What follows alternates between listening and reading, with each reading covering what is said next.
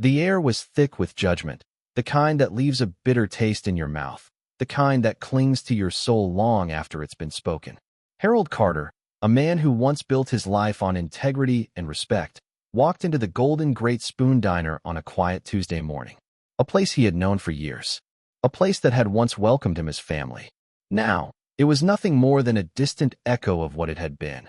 A facade of hospitality built on arrogance and contempt. Before we continue the story, comment what city you're watching us from. Don't forget to subscribe to this channel and turn on notifications if you enjoy stories like this. Harold, 72 years old, weathered by time and the loss of a wife he had loved with all his heart, had come seeking nothing more than a simple meal and maybe a moment of peace. The wrinkles on his face told a story of hardship and perseverance, yet none of the youth behind the counter saw any of that. To them, Harold was nothing more than an inconvenience. As he walked in, the din of chatter immediately softened. He could feel their eyes on him, the sharp whispers laced with mockery. He tried to ignore it, but the words hit him like a slap across the face. A waitress, her smirk barely hidden, slid the menu in front of him and coldly remarked, "Not for poor people, sir." The words burned through the air, a searing indictment of everything Harold had worked for. He was nothing to them, just an old man with nothing left to offer.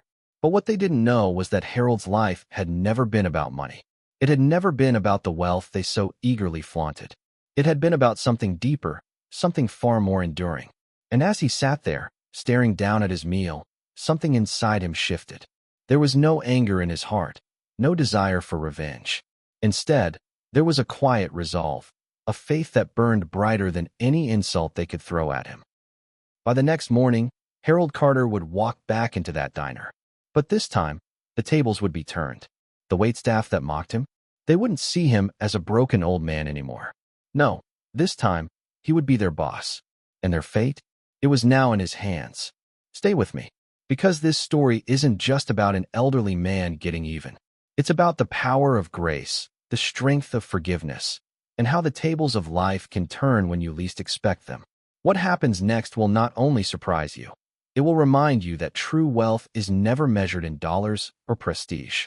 It's found in something much greater, something eternal.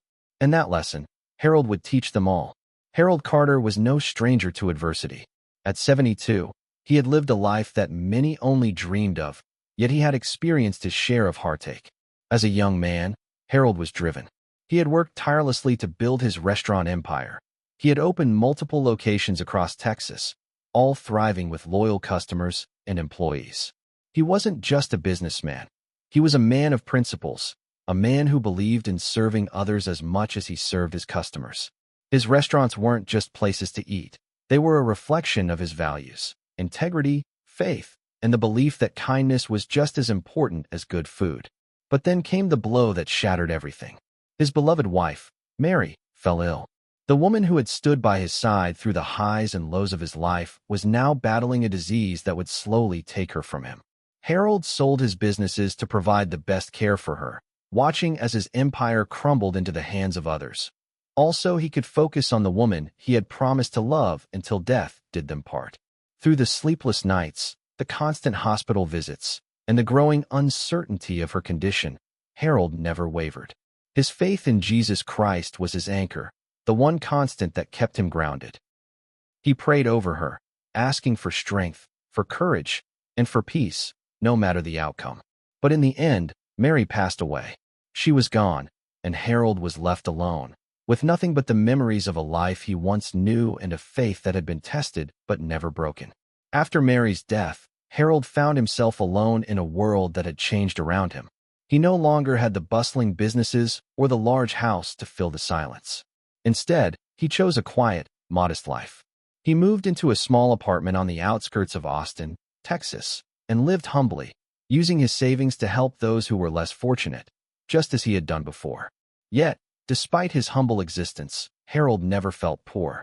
To him, the measure of a man was not in what he owned or how much he had accumulated. It was in how he treated others, how he lived out his faith. And Harold knew that the greatest wealth anyone could possess was the love of Jesus Christ, something no one could ever take away. In those quiet days, when Harold wasn't helping others or tending to his small garden, he would walk through the city, reminiscing about the good old days. One place that stood out to him was the Golden Great Spoon Diner. It was a small, local diner that had always been a sanctuary for him, a place where he could unwind, enjoy a meal, and have the occasional chat with familiar faces. The staff, once kind and respectful, had greeted him like family. But when he walked in that morning, he didn't recognize the place.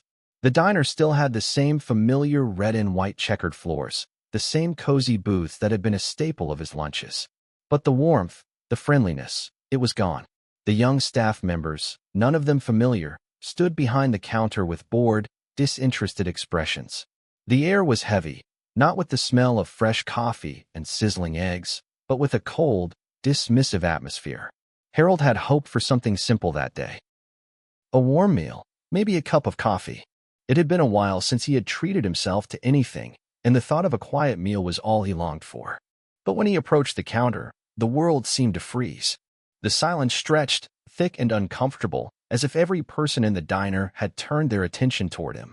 He had seen it before, the dismissive glances, the judgment in their eyes. It wasn't hard to miss. His worn clothes, the gentle creases in his face, the slow, deliberate steps he took, it all screamed poor to them. Harold had lived a life of affluence, and in some ways, he still carried the dignity of those days. But to these strangers, his wealth wasn't measured by character or kindness. It was measured by what he had on the outside. One of the young waitresses, Lindsay, looked him up and down with an expression of distaste. Her voice was sharp, as though she couldn't wait to be rid of him. She slid the menu across the counter with a sneer. "Not for poor people, sir." Harold's heart sank. The words stung, but they didn't come from a place of bitterness or anger. No, Harold had lived through far worse, and he had come to understand that the things people say often reflected their own struggles and insecurities, not his. He could have lashed out. He could have given them a piece of his mind, told them how he had built his life from the ground up, how he had once owned more restaurants than they could count. But Harold knew better. He knew that none of that would matter. What would matter, in the end, was how he responded. So, he chose to remain silent. With a heavy sigh, Harold took the menu and sat at a corner booth, staring out the window as the world continued around him. The weight of the moment pressed down on him, but through it all, Harold prayed. He prayed for the waitstaff. He prayed for the young waitress who had spoken those cruel words. He prayed for Bryce, the manager, who had seemed so indifferent. He prayed that their hearts might soften, that they might one day see the value of kindness and respect. Because Harold knew one thing, something that had been ingrained in him through years of experience and faith. True wealth is found in Jesus Christ, not in the things of this world. And though it seemed like they had the upper hand, Harold's faith told him that no one, not a single person, could ever take away the treasure he had in his heart. That treasure, that unshakable faith, would guide him through the darkness. It would lead him to the very moment that would change everything for those who had scorned him. But for now, Harold ate his meal in silence, his thoughts lingering on the future. He had no idea what was coming, but he trusted that whatever it was, it would be a reminder that no one, no matter how high or low, is beyond the reach of grace. The moment Harold Carter stepped into the Golden Great Spoon Diner, it felt like everything had changed. The familiar hum of the place, the clink of plates, the soft chatter of regular customers, was absent. Instead, a cold, artificial energy hung in the air. It was as if the soul of the diner, the very spirit that had once welcomed him so warmly, had been replaced by something colder, harder, something detached. Gone were the familiar faces. Gone was the warmth that had made this diner his haven. In its place stood a new crew, young and brash, with their own ideas of what the diner should be. And these new employees, these strangers to Harold, didn't see him for who he was. They saw him as a relic of a past they couldn't understand. To them, Harold wasn't a man who had once built something great with his own hands. He was just an old man with old clothes. A man who didn't fit in. Harold barely made it to the counter before the sharp voice of Lindsay, one of the new waitresses, broke through the stillness. She glanced at him from head to toe, her eyes lingering on his faded shirt and worn trousers. There was no warmth in her eyes, no courtesy, just judgment. "Table for one?" she asked, her voice dripping with disdain. "You sure you can afford it?" Harold, feeling the sting of her words, swallowed his pride. His clothes had never mattered to him. He had built a life on far more than material things. Yet in that moment, It felt as though everything he had done, everything he had worked for, had been reduced to nothing.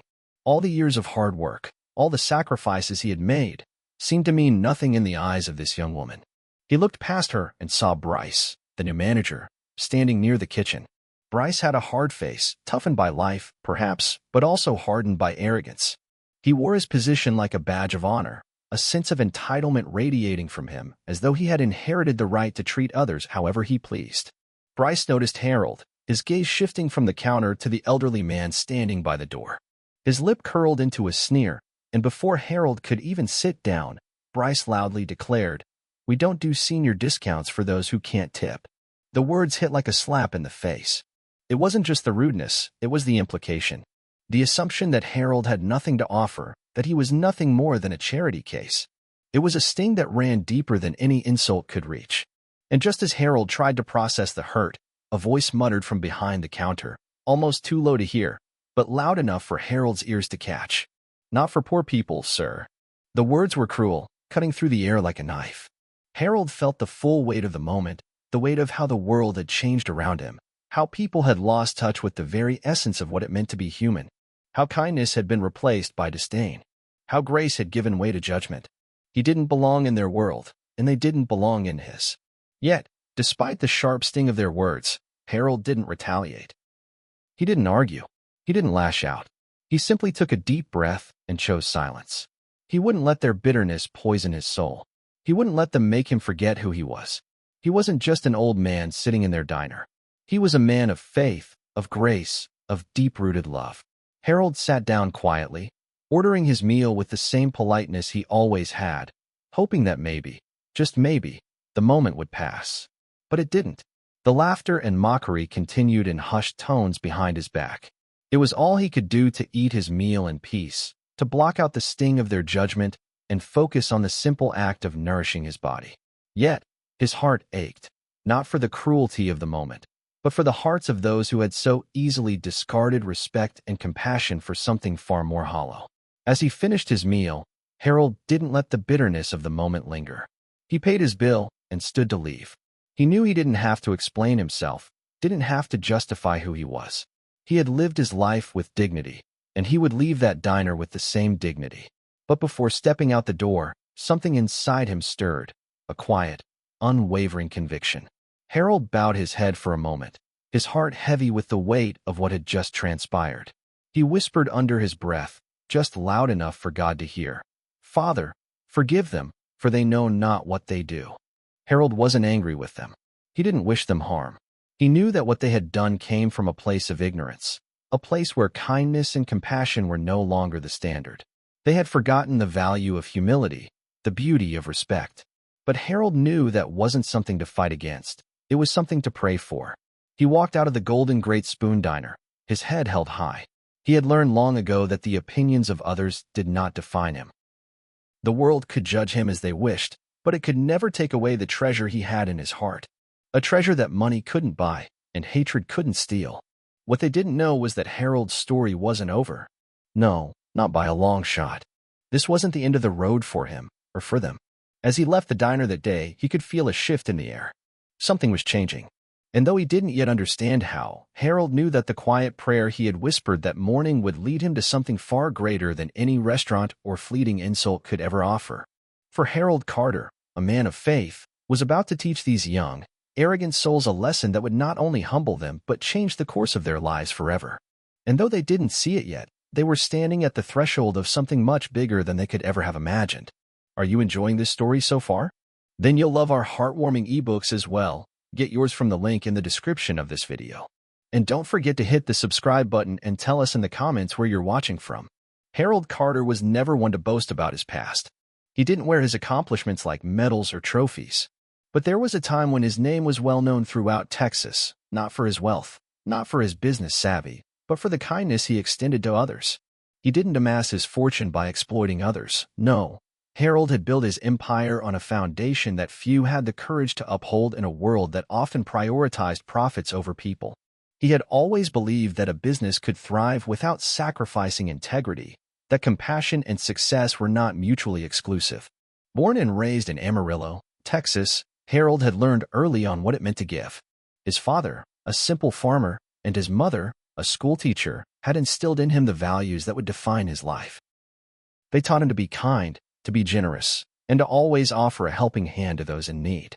It wasn't just about wealth or success. It was about serving others, about embodying the love of Jesus Christ through action. In his 20s, Harold started small.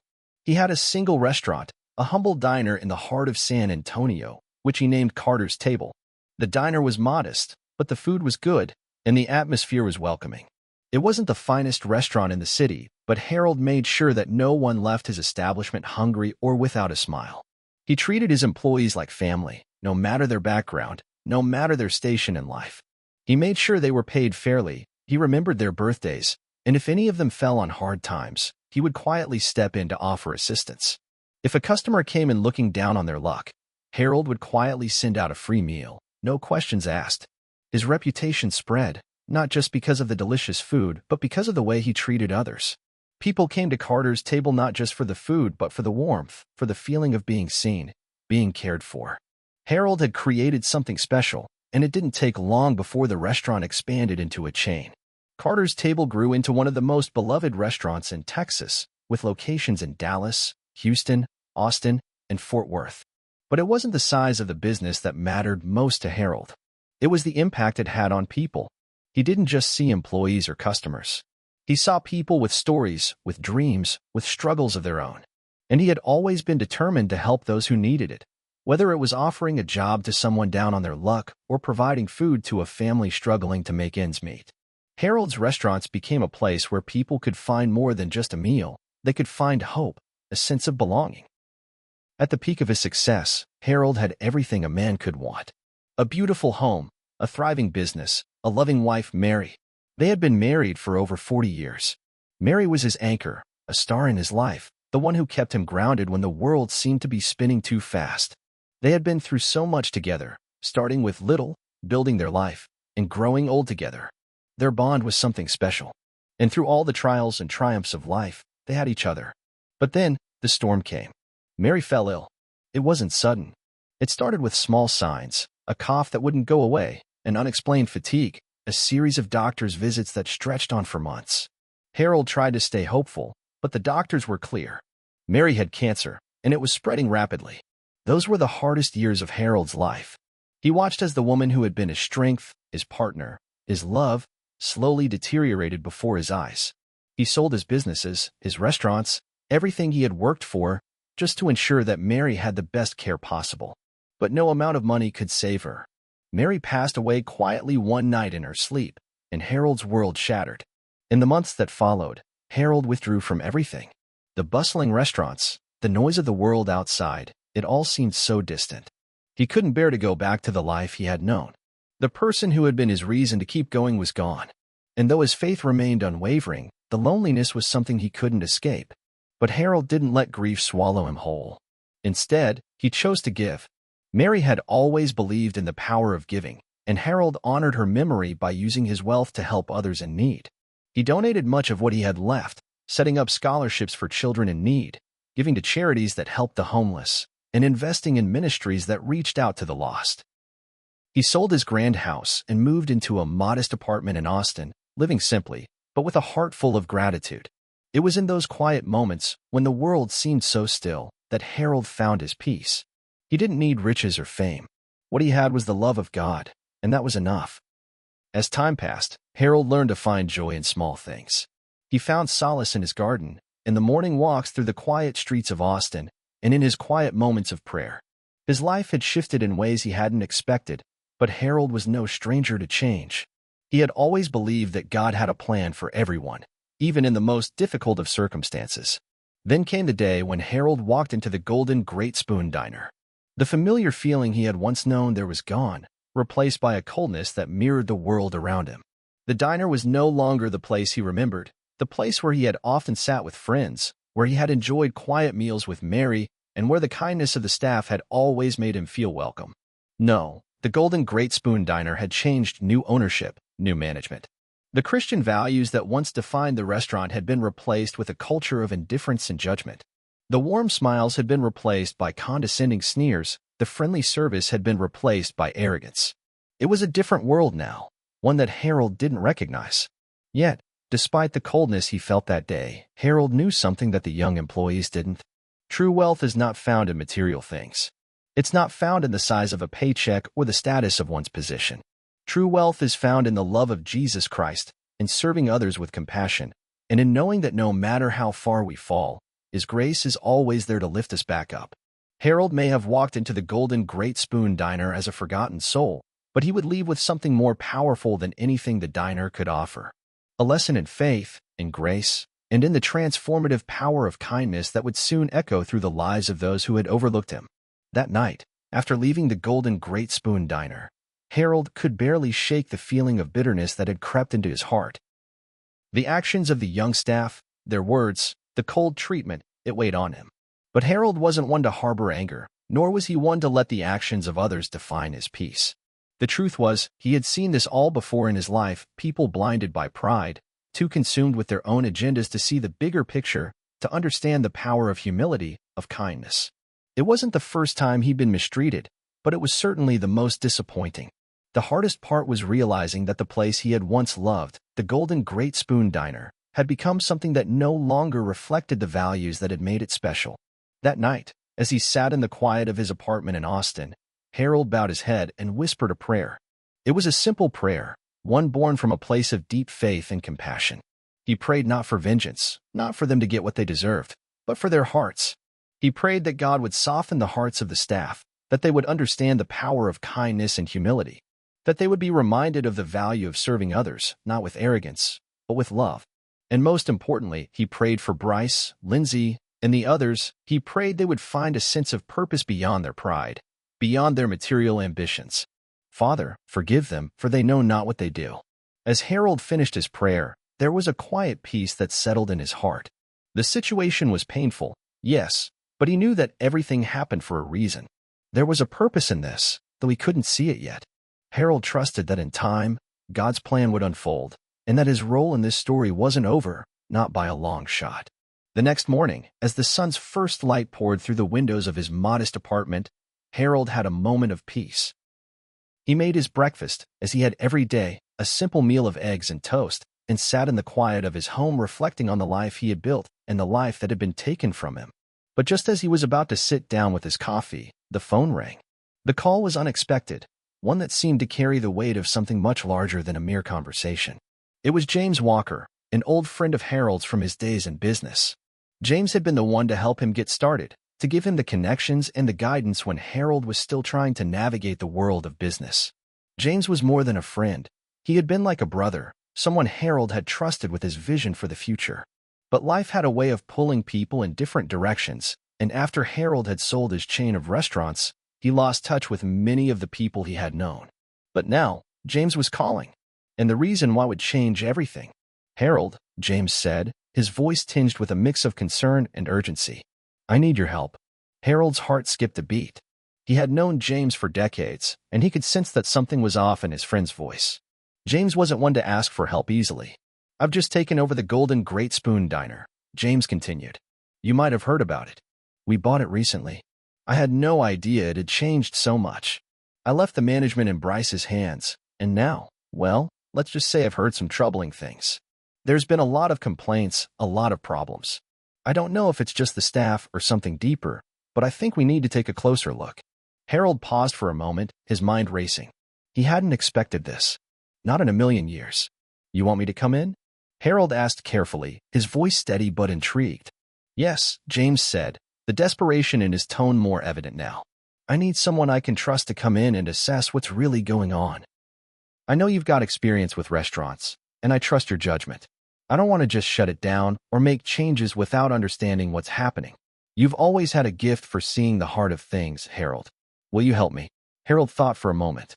He had lived a life of service, a life built on the values of humility and faith, and here was an opportunity, a chance not just to help an old friend, but to help an entire community.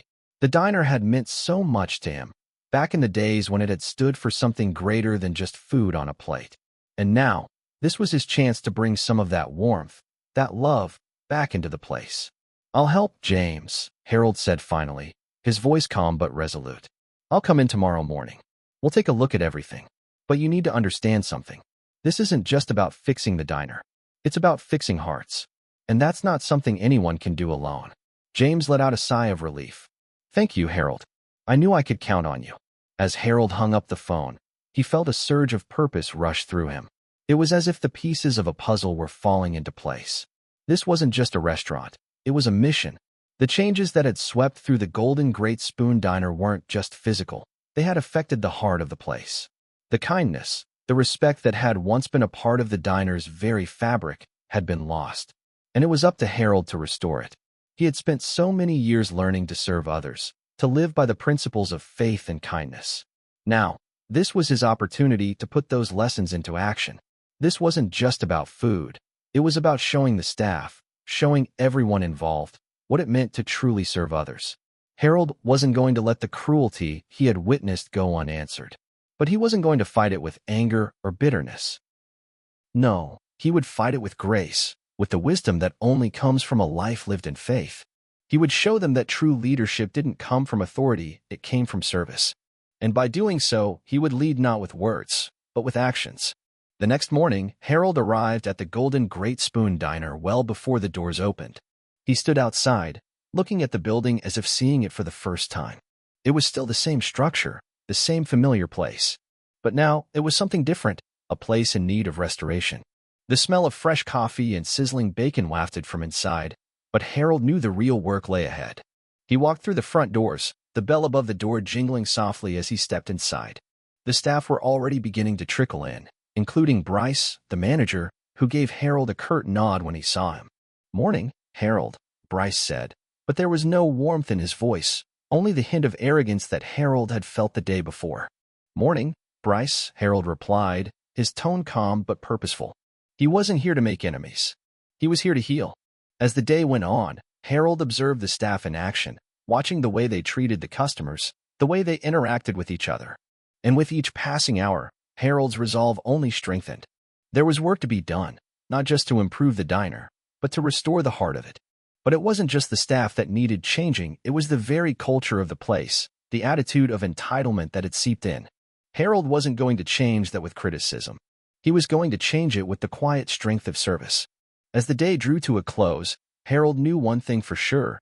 He wasn't just going to be a passive observer. He was going to step in and lead by example. It was time to show them all what true leadership looked like. And it wasn't about being in charge. It was about lifting others up, just as he had always done. Stay with me, because what happens next will be a turning point not just for the Golden Great Spoon Diner, but for everyone who has forgotten what it truly means to serve others. And for Harold Carter, this was just the beginning. It was early in the morning when Harold walked back through the doors of the Golden Great Spoon Diner, this time, with a new sense of purpose and alongside James Walker, the man who had recently become the owner. The diner, still as familiar as ever, greeted them with the same aroma of sizzling bacon, fresh coffee, and the sound of clattering plates in the kitchen. But today, something in the air was different. James, walking alongside Harold, exuded the quiet confidence of a man who knew what he was about to do would change everything. The staff were already at their stations, preparing for the first rush of the day, unaware of the storm that was about to hit. They didn't know it yet, but the very people they had mocked, the elderly, the humble, the nobody customer, was now the key to their future. Harold stood silently, watching as Bryce, the manager, chatted with Lindsay, the waitress who had been the most vocal in her mockery of him the day before. The staff moved about, oblivious to the tension that was building in the air. But as James approached the front of the diner, everything came to a halt. The sounds of plates clinking, orders being shouted in the kitchen, the general buzz of a morning shift, all of it came to an abrupt pause. Employees froze in their tracks, noticing James and Harold walking toward them. They hadn't seen James walk in with Harold, so they hadn't yet realized the significance of the moment. When James reached the center of the diner, his voice rang out across the room. There was no hesitation, no wavering. His words cut through the quiet hum of the restaurant like a sharp blade. "This is Harold Carter," James said, turning to the staff with a steady gaze. "He built restaurants like this one. And starting today, he'll be in charge." For a long moment, the room was still. The staff exchanged confused, uncertain glances. Bryce, standing near the counter, scoffed loudly, his incredulity palpable. "This guy?" Bryce's voice was dripping with mockery. "You've got to be kidding me. This guy? He looks like he hasn't worked a day in his life." Harold stood there, unfazed, his hands clasped calmly in front of him. He had heard worse in his lifetime. The sting of Bryce's words didn't bother him, not in the slightest. The real shock was yet to come. James didn't flinch. His tone, when he replied, was firm and decisive. There was no room for negotiation. He wasn't amused. He wasn't backing down. "No, Bryce," James said, his voice gaining strength with each syllable. "The joke is over." The words hung in the air like thunder before a storm. The staff stood frozen, still trying to process what they had just heard. Harold? The poor old man, who had come in the day before? The man who had been humiliated, disrespected? He wasn't just another customer. He was the one who had built the foundation of this place, this very diner. And now, Harold Carter was the one who would lead them. The silence in the diner was suffocating. Harold knew it was time.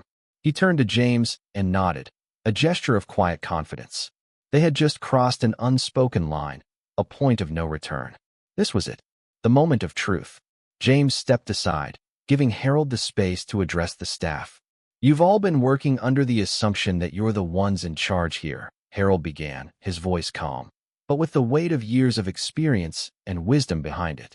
"But the truth is, the work we do here, the way we treat others, that's what defines us. It's never about how much money you have in your pocket or what you look like on the outside. It's about the heart, how you serve, how you treat others.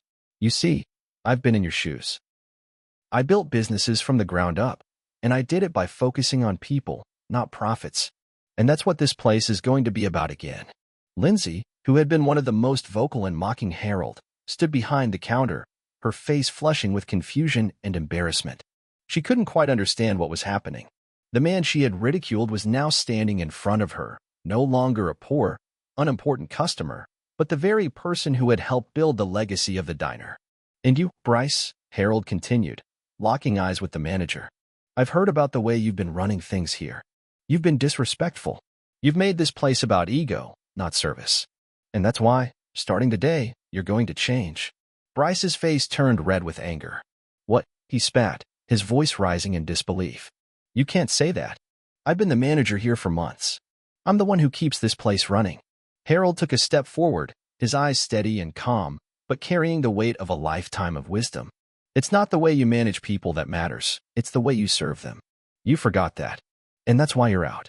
The tension in the room was thick, like a storm waiting to break. Bryce opened his mouth to argue, but Harold raised a hand, his movements deliberate, measured. "You've made your choices, Bryce. And now, I'm making mine." The young waitress, Lindsay, nervously wrung her hands behind the counter. Her face was a mixture of fear and disbelief as she processed the reality of what had just unfolded. The man they had mocked, had called poor, had laughed at, was now in charge. But Harold wasn't here to make enemies. He wasn't here to settle old scores. No, his mission was much greater than that. He was here to rebuild, to remind these young, misguided souls that the world wasn't about the things they could see, it was about the things they couldn't. He turned toward James, who nodded, signaling for the staff to gather around. "Harold's right," James said, addressing the group. "I should have seen this coming. I've been too focused on the bottom line. But Harold? He's going to show us all what it means to lead with heart. We're going to restore this place to what it was always meant to be, serving others, honoring God, and living out our values." The realization hit the staff like a wave. Harold had been their patron, their customer just the day before, but now he was their guide, their leader. The sudden shift left them reeling. But the truth was undeniable. The lesson was clear. In one day, Harold had gone from being a nobody to being the very embodiment of everything they had lost, the values of humility, kindness, service. And what they didn't yet know, but would soon learn, was that Harold's true power didn't lie in his position or his wealth. It came from something far deeper. His strength lay in his faith in the power of grace, of forgiveness, of humility. And the real journey was about to begin. The room was thick with tension as Harold, now standing at the head of the staff, took a deep breath. The hum of the diner, the clinking of cups, the sizzling of food on the grill, all seemed to fade away. This was it, the moment that would define not only his fate but the fate of everyone in this room. Harold had made it clear from the start. This was no ordinary restaurant. This was a place where hearts mattered more than anything else. And now, he was about to show them just how far they had strayed from those principles. The employees shuffled nervously, their faces a mix of apprehension, guilt, and uncertainty. Bryce, still wearing the arrogance that had once defined him, stood with his arms crossed over his chest, his eyes narrowed. Lindsay, the waitress who had mocked Harold the most, was leaning against the counter, shifting from foot to foot, unsure of what to make of the new reality. Harold's voice broke the silence. "I built my businesses not with profit as the focus, but with faith," Harold began, his words calm but steady. "Faith in God, faith in people, and above all, faith in treating everyone with respect. Every person who walked through the door, whether they were rich or poor, was treated with kindness, dignity, and generosity. You see, the foundation of a true business isn't just in what you make, it's in what you give." He paused, letting his words settle into the hearts of the staff. He could see their faces. Some of them were still skeptical, but there was a flicker of something in their eyes. Something that made him think they were beginning to see the truth of what he was saying. But the road ahead was going to be rocky. Harold knew that. He looked around at the young faces before him, so full of potential but so lost in the arrogance of their own youth. They needed to be reminded of something they had forgotten. "Let me be clear," Harold continued. "You have all failed the test, not just as employees, but as human beings. You've ridiculed, belittled, and forgotten that there are souls behind every face you encounter. You treated me like a nobody. And that was your first mistake." Lindsay, who had been avoiding Harold's gaze, looked up now, her expression softer than it had been earlier. She could feel the weight of his words sinking in. Her own behavior, her laughter, her sneers had been a defense mechanism, a way to mask her insecurities and the weight of her own struggles. But now, as Harold stood before her, his strength and quiet dignity shone like a beacon, exposing the hollowness of her actions. She couldn't hide from the truth any longer. Bryce, however, wasn't as easily swayed. His lips curled into a sneer, and he took a step forward, challenging Harold with his gaze. "You think you can teach us?" Bryce's voice dripped with defiance. "You've been out of the game too long. What do you know about running a restaurant today? Times have changed. People have changed." Harold stood unmoving, his eyes steady and unwavering. There was no fear in his heart. He had walked through enough storms in his life to know that the biggest challenges weren't fought with fists, they were fought with faith. And right now, Bryce was challenging him, not as a business owner, but as a man of God. "I don't need to teach you, Bryce," Harold replied, his voice calm, but carrying the weight of 1,000 lessons learned over a lifetime. "You'll either humble yourselves, or you'll walk out that door." There was no anger in his voice, no bitterness. It was a simple statement, a decision that left no room for negotiation. Harold wasn't here to argue or to force anyone to stay. He was here to offer a choice, a chance to start anew, to learn the true meaning of leadership, to choose humility over pride. For a moment, everything was still. The silence that followed was suffocating. The rest of the staff stood, uncertain of what would happen next. Would they back Harold? Or would they stand by Bryce, the man they had been working under for so long? One by one, employees exchanged glances, hesitant but moved by the gravity of Harold's words. Some shifted uncomfortably, their guilt weighing on them. Others lowered their heads in shame, realizing they had let their pride and assumptions cloud their judgment.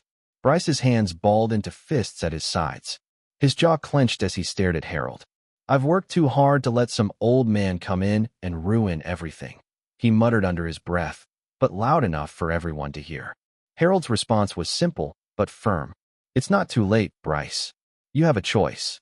Bryce, clearly struggling with the conflict within himself, turned to leave. Without saying another word, he stormed out of the diner, the door swinging shut behind him with a force that echoed through the room. A few more employees, too, slowly walked away, their shoulders slumped in defeat. The ones who had mocked Harold, who had ridiculed him and assumed he had no place here, couldn't face the truth. They weren't ready to change, not yet. But some stayed. Lindsay stood still for a moment, caught between her pride and the overwhelming sense of humility that had begun to settle in her heart. She didn't leave. Slowly, she walked toward Harold, her steps unsure at first. Then, with a deep breath, she looked him in the eyes. "I'm sorry," she said, her voice small, but sincere. "I was wrong. I see that now." Harold smiled gently, nodding. "We all make mistakes, Lindsay. The key is in learning from them, and in treating others with the love and respect they deserve." A few other staff members who had been standing in the background, unsure, but moved by what had just unfolded, slowly approached, their faces filled with remorse. They had been given a chance, an opportunity to turn things around, to leave behind their arrogance and embrace the values that had made this diner great in the first place. One by one, they apologized to Harold, acknowledging their wrongs. The atmosphere in the room began to shift. The weight of the tension started to lift, replaced by something new, a sense of purpose, a sense of renewal. Harold, now surrounded by those who had chosen to stay, could feel the shift. It wasn't just about running a diner. It wasn't just about business or profits. This was about building a community, a family, a place where grace and humility would define every interaction. The turning point had arrived. The old way was gone. The new beginning was here. And Harold had been the catalyst. Through his humility, his faith, and his unwavering belief in the power of grace, he had brought about a change that would ripple through the lives of everyone in this room and beyond. But the journey was far from over.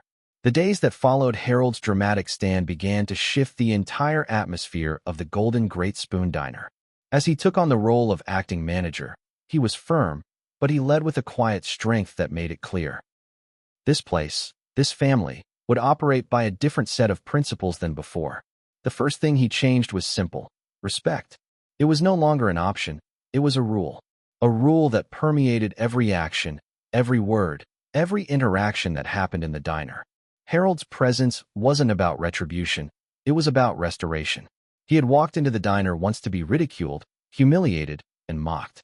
But now, he was creating a culture of dignity and kindness. He didn't need to shout.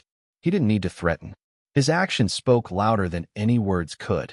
Employees, under Harold's guidance, were expected to serve every customer with respect and courtesy, no matter their appearance, no matter their wealth, and no matter how they might be perceived by others. Harold set the tone by treating everyone with kindness, from the most affluent businessman who walked through the door to the homeless man who had only a few coins to spare. They were all human beings. They all deserved the same grace. It wasn't long before Harold began to see a shift in his staff. Some employees, especially those who had stayed after the meeting, began to carry out these new values with an eagerness that surprised even them. Lindsay, the waitress who had mocked him most harshly, was one of the first to embrace the change. She had apologized to Harold that day, but that wasn't enough. Not for her. No, this was something deeper, something that was changing within her heart. Every day, as she worked, she became more and more aware of her past mistakes. The way she had treated people out of her own insecurity, out of her own misguided assumptions. Harold had extended forgiveness to her. But the true transformation happened in the quiet moments, when she was cleaning a table or serving a meal, thinking about the lesson that had been planted in her soul. One afternoon, as she was refilling coffee cups for a group of elderly patrons, she caught herself. Her mind wandered to that moment, the moment she had been rude to Harold. She thought of the cruel words she had said. Her face flushed with shame as she realized that her behavior had been rooted in a lack of empathy. And then, as if an epiphany had occurred, Lindsay looked at her elderly customers with new eyes. She didn't see them as people who were simply old or in the way. She saw them as human beings, individuals with stories, with histories, with dignity. One of the elderly women looked up at her, smiling warmly. "Thank you, dear," she said, her voice soft and raspy. It wasn't much, but it was everything. Lindsay smiled back, genuinely this time, with a warmth that she hadn't known in years. "It's my pleasure. You're very welcome," she said, and the words felt like a revelation. But even as the air in the diner began to shift, not everyone was ready to accept the change. Bryce, defiant, stubborn, proud, couldn't bear the new rules. The humility, the reverence, the prayer. It was all too much for him. He had built his reputation on his ability to dominate, to control, and now, he was facing a reality where he wasn't in charge, a reality where someone else's principles were calling the shots. Bryce had always been the type to mock the weak, to push others down in order to build himself up. And now, with Harold's influence permeating every corner of the diner, Bryce felt as though he was being suffocated by something he couldn't control, something that reminded him of everything he had ignored in his own life, the things that mattered, the things that were real. One afternoon, after another prayer had been said before the lunch rush, Bryce stormed into Harold's office. His face was red with anger, his fists clenched tight at his sides. "I don't work for old men who pray," Bryce sneered, his words dripping with contempt. "You can't change the world with your nonsense. I'm out of here." Harold looked at him for a long moment, his expression calm, unfazed by the outburst.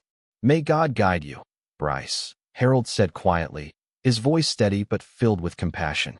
And with that, Bryce turned on his heel and walked out the door, the sound of his heavy footsteps echoing through the empty diner. The staff watched in silence as the door slammed behind him, and in that moment, it was clear that Bryce had made his choice. He was unwilling to humble himself, unwilling to open his heart to a greater calling. As the days passed, Harold continued to guide the staff, gently steering them toward a new way of working, a new way of living. The atmosphere in the diner became brighter, lighter, more open. Customers noticed the difference immediately. There was something new about the place, something warm and inviting, something that made people want to stay just a little longer. Lindsay and the other employees who had chosen to stay found themselves growing not just as workers, but as people. They had learned the power of humility, of kindness, of grace. They had learned what it truly meant to be a part of something bigger than themselves, to be a part of a community where love was more than just a word. It was a practice. Harold's influence didn't stop at the diner. Word spread quickly through the community about the changes taking place inside the Golden Great Spoon Diner. The once cold and indifferent staff was now filled with purpose. They had become a reflection of the man who had stepped into their lives, and in doing so, had changed them. One evening, as Harold was walking home after a long day of work, he passed by the diner one last time before closing. He looked through the windows and saw the warmth of the restaurant, the laughter, the conversations, the smiling faces of customers and staff alike. It was a quiet, humble victory. He had come into the diner as an outsider, a man whose very presence had been ridiculed. But now, he had transformed not just the way the diner operated, but the way it was perceived. Harold knew that life was not just about winning. It was about transformation. And, in this moment, the Golden Great Spoon Diner had been transformed, not because of profit or power, but because of grace. And grace was something that Harold would never stop offering, no matter who walked through the door.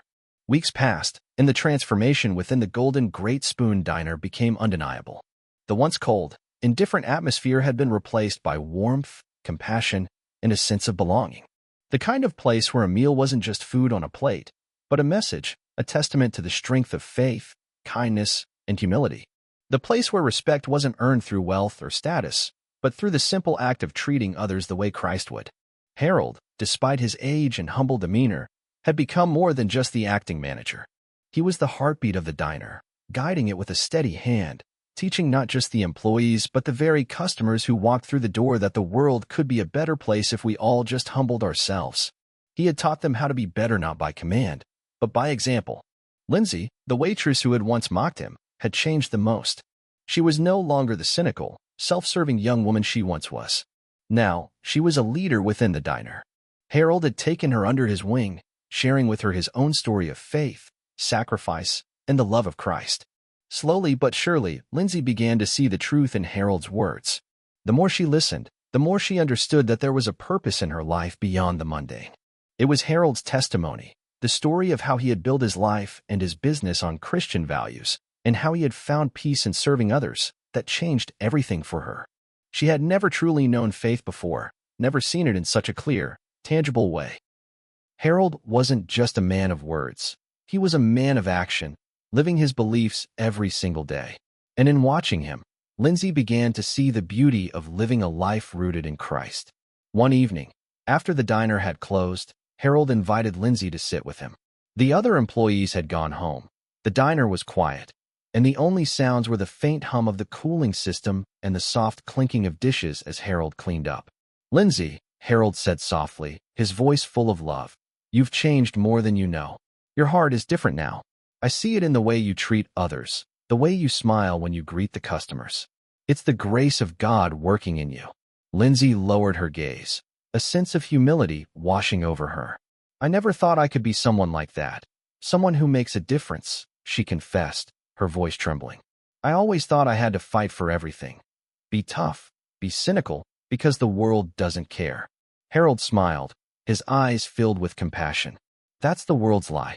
The truth is, you don't have to fight for anything when you know who you are in Christ. You don't have to prove yourself to anyone. You are loved, just as you are. Tears welled in Lindsay's eyes as she absorbed his words. And in that moment, the weight of years of anger, bitterness, and guilt began to lift. It was as if she had been carrying an invisible burden all this time, and now it was slowly being released. She found herself crying, not out of sorrow, but out of relief. "I want that," she whispered, her voice breaking. "I want what you have, Harold. I want to know Jesus the way you do." And in that small, quiet moment, Harold led Lindsay in prayer, right there in the diner, on the worn-out floors that had seen so many different kinds of people come and go. He shared with her the hope of salvation, the promise of forgiveness, and the peace that surpasses all understanding. Lindsay was baptized a week later, surrounded by the community that had embraced her, people she had once judged, but who now welcomed her as one of their own. The change in her was undeniable, not just to the staff at the diner, but to everyone who encountered her. She no longer looked at others through the lens of judgment. She looked at them with empathy, compassion, and love. She had learned the most valuable lesson of all, that true beauty is found in humility and true strength is found in grace. But for some, the transformation would come much harder. Bryce, once the arrogant, cocky manager who had laughed at Harold and belittled the elderly man, was not so easily moved.